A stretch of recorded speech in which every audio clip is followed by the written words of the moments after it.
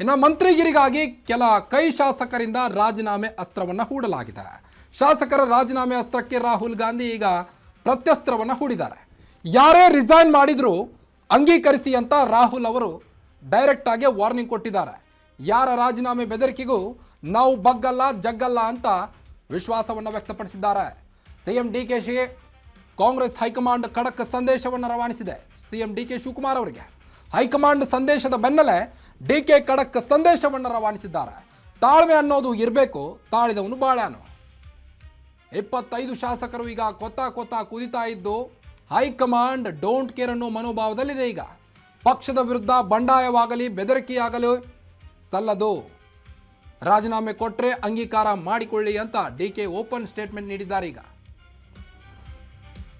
25 ಶಾಸಕರು ಅಸಮಾಧಾನಗೊಂಡಿದ್ದು ಮಂತ್ರಿಗಿರಿಗಾಗಿ ಕೆಲ ಕೈ ಶಾಸಕರಿಂದಲೇ ರಾಜೀನಾಮೆ ಅಸ್ತ್ರವನ್ನು ಹೂಡಲಾಗಿದೆ. ಶಾಸಕರ ಈ ರಾಜೀನಾಮೆ ಅಸ್ತ್ರಕ್ಕೆ ರಾಹುಲ್ ಗಾಂಧಿ ಯಾವುದೇ ಕಾರಣಕ್ಕೂ ಜಗ್ಗಲ್ಲ ಬಗ್ಗಲ್ಲ. ಯಾವುದೇ ಶಾಸಕರಾಗಿರಲಿ ರಾಜೀನಾಮೆ ನೀಡಲಿಕ್ಕೆ ಮುಂದಾದ್ರ ಹಾಗಾದರೆ ಅವರು ರಾಜೀನಾಮೆನ ಅಂಗೀಕರಿಸಿಕೊಳ್ಳಿ ಅಂತ ಡಿ ಕೆ ಶಿವಕುಮಾರ್ ಅವರಿಗೆ ಸಂದೇಶವನ್ನು ಒಂದು ಕಡೆ ರವಾನಿಸಿದರೆ, ಮತ್ತೊಂದು ಕಡೆ ಡಿ ಕೆ ಶಿವಕುಮಾರ್ ಅವರು ಕೂಡ ಡೋಂಟ್ ಕೇರ್ ಮನೋಭಾವದಿಂದ ಅದೇ ಪ್ರತ್ಯಸ್ತ್ರವನ್ನು ಹೂಡಿದ್ದಾರೆ.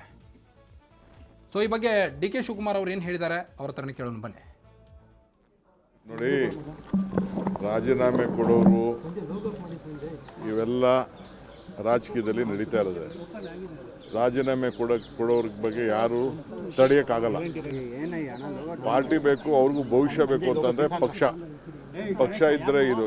ನನಗೆ ರಾಜೀನಾಮೆ ಕೊಡ್ಬೋದಾಯ್ತಲ್ಲ. ನಾನು ಧರಮ್ ಸಿಂಗ್ ಕಾಲದಲ್ಲಿ, ಬೇರೆ ಕಾಲ ಸಿದ್ದರಾಮಯ್ಯವ್ರ ಕಾಲದಲ್ಲಿ ಎಲ್ಲ ನನ್ನ ಮಂತ್ರಿಗೆ ತಪ್ಪಿಸ್ತಾರಾದಾಗ ನಾನು ಪರಮೇಶ್ವರ್ ಇಬ್ಬರು ತಾಳ್ಮೆಯಿಂದ ಇರಲಿಲ್ವಾ?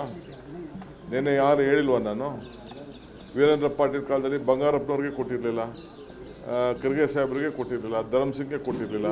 ಅವರೆಲ್ಲ ಚೀಫ್ ಮಿನಿಸ್ಟರ್ಗಳಾಗಲಿಲ್ವಾ? ಇವೆಲ್ಲ ಪೇಷನ್ಸಿಂದ ಈ ಸಂದರ್ಭದಲ್ಲಿ ಇರಬೇಕಾಗ್ತದೆ. Party is very much important. ಯಾರು ರೆಸಿಗ್ನೇಷನ್ ಕೊಟ್ಟರೆ within few minutes I am going to accept. ನಾನು ಈಗಾಗಲೇ ಎಲ್ಲ ನಮ್ಮ ಬೋರ್ಡು ಕಾರ್ಪೊರೇಷನ್ನು ರಿವ್ಯಾಂಪ್ ಮಾಡ್ತಾಯಿದ್ದೀನಿ. ಎಲ್ಲ ನಮ್ಮ ಆಗಲೇ ಟೈಮ್ ಆಯಿತು.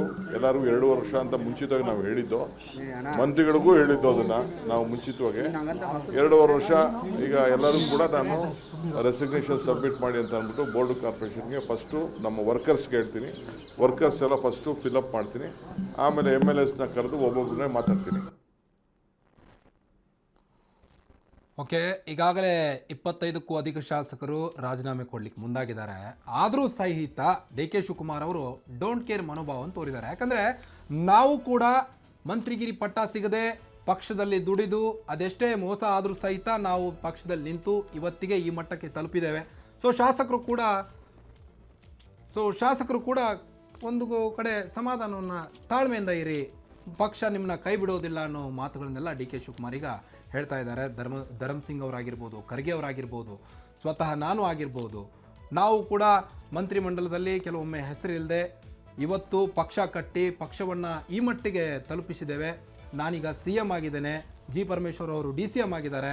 ಸೊ ಎಲ್ಲ ಶಾಸಕರು ರಾಜೀನಾಮೆಯನ್ನು ನೀಡೋ ಬದಲಿಗೆ ಸ್ವಲ್ಪ ಸಮಾಧಾನದಿಂದ ಇರಿ, ತಾಳ್ಮೆಯಿಂದ ಇರಿ ಅಂತ ಡಿ ಕೆ ಶಿವಕುಮಾರ್ ಅವರು ಒಂದು ಕಡೆ ಕರೆ ಕೊಡ್ತಾ ಇದ್ದಾರೆ.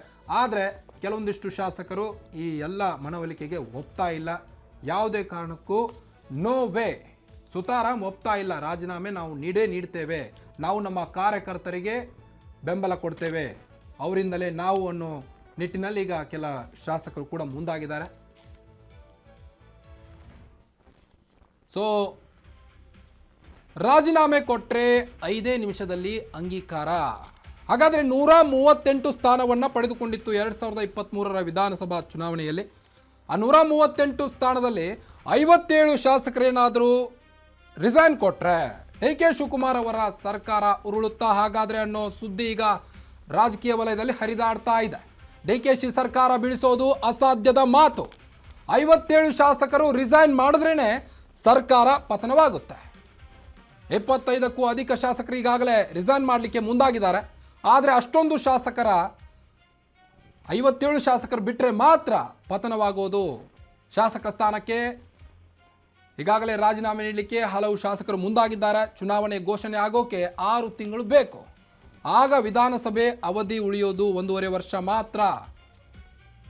ಸೊ ಮತ್ತೆ ಗೆದ್ರೆ ಮಿನಿಸ್ಟರ್ ಮಾಡ್ತಾರಾ ಅನ್ನೋ ಪ್ರಶ್ನೆ ಎದ್ದಿದೆ. ಈಗ ಶಾಸಕನಾಗೇ ಇರಬೇಕು, ಚುನಾವಣೆಗೆ ಸ್ಪರ್ಧೆ ಮಾಡಿದ್ರೆ ಹಣ ಖರ್ಚು ಮಾಡಬೇಕು, ಯಾರಿಗೆ ಬೇಕು ಈ ರಿಸ್ಕು, ಶಾಸಕರಾಗಿದ್ದರೆ ಸಾಕು ಅನ್ನೋ ನಿಟ್ಟಿನಲ್ಲಿ ಈಗ ಮಾತುಗಳು ಕೇಳಿ ಬರ್ತಾ ಇದೆ. ಅದೇ ಕಾರಣಕ್ಕೆ ಸೈಲೆಂಟ್ ಆಗುತ್ತಿದ್ದಾರೆ ಶಾಸಕರು. ಎಲ್ಲೋ ಒಂದು ಕಡೆ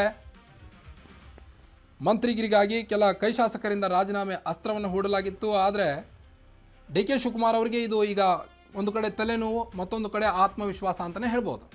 ಈಗ 138 ಸ್ಥಾನಗಳನ್ನು ಪಡೆದುಕೊಂಡು ಡಿ ಕೆ ಶಿವಕುಮಾರ್ ಅವರು ಸರ್ಕಾರ ರಚನೆ ಮಾಡಿದರು.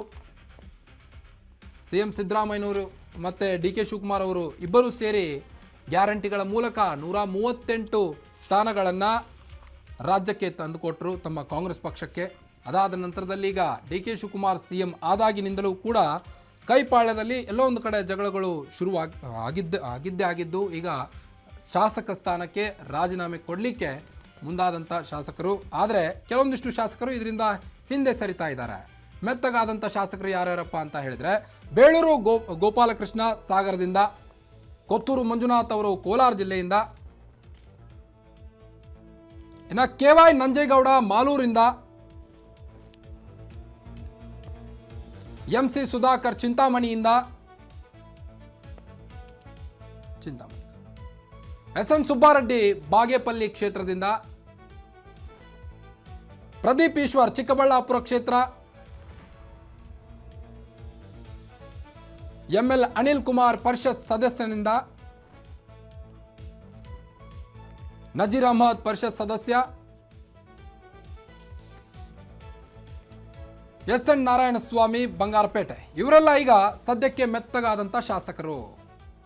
ಬೇಳೂರು ಗೋಪಾಲಕೃಷ್ಣ ಸಾಗರ ಕ್ಷೇತ್ರದಿಂದ ಹಾಗೂ ಕೊತ್ತೂರು ಮಂಜುನಾಥ್ ಕೋಲಾರ ಕ್ಷೇತ್ರದಿಂದ ಇವರೆಲ್ಲರೂ ಸಹಿತ ಈಗ ಯಾಕಪ್ಪ ಬೇಕು, ಹಿಂದೆ ಸರಿಯೋಣ ಅಂತ ಕೆಲವೊಂದಿಷ್ಟು ಶಾಸಕರು ಈಗ ಮೆತ್ತಗಾಗಿದ್ದಾರೆ. ಡಿ ಕೆ ಶಿವಕುಮಾರ್ ಅವರು ಒಂದು ಕಡೆ ಇದೇ ಅಸ್ತ್ರವನ್ನು ಹೂಡಿದ್ರ ಏನು ಅಂತ.